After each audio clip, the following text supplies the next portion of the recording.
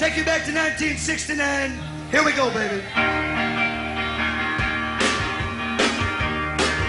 I've always been heavily influenced by my father. Even at a young age, you know, I have all my baby books that my mom and dad had saved for me, and, you know, my mom would write in there about how I'd be obsessed with his gold records and his music, and so from a very young age, from, you know, really from as far back as I can remember, I've always been way into his music.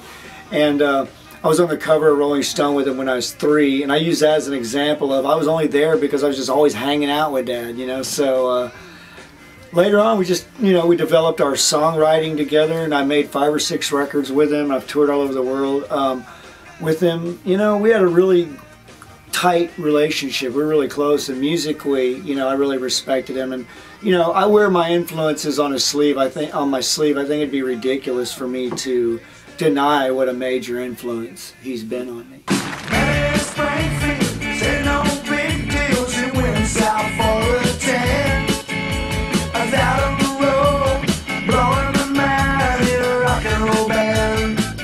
My dad was a child prodigy.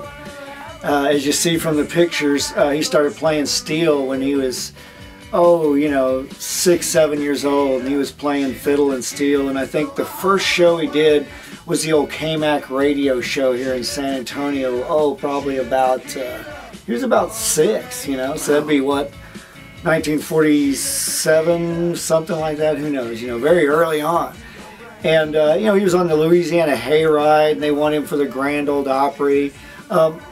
My dad's whole life revolved around music, so basically, if he started at 5, think of a 5-year-old, you know, and look at a 5-year-old and think of what they're doing. Well, my dad was playing music and you know, singing and recording.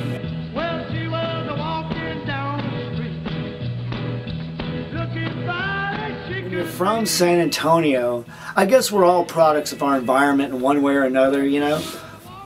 And that being said, when you're born in San Antonio, you know, you have this very interesting outlook on life because we have a lot of, it's a very broad group of people here, you know, diverse all the way, and, you know, you grow up with all these different cultures and people, and it's all very natural to you, to where I noticed that in some places it's not as natural to be as diverse. Now, lend that to the music. The music is very diverse around here, especially particularly Doug Sahm.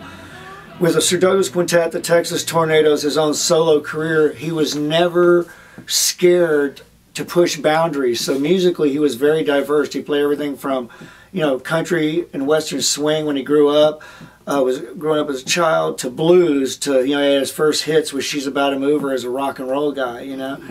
And he went on to do the Texas Tornado and the Texas Tornadoes and the Cosmic Cowboy thing. And that just says right there in a nutshell, he was never afraid to push the boundaries musically. And I think a lot of that diversity comes from his San Antonio heritage.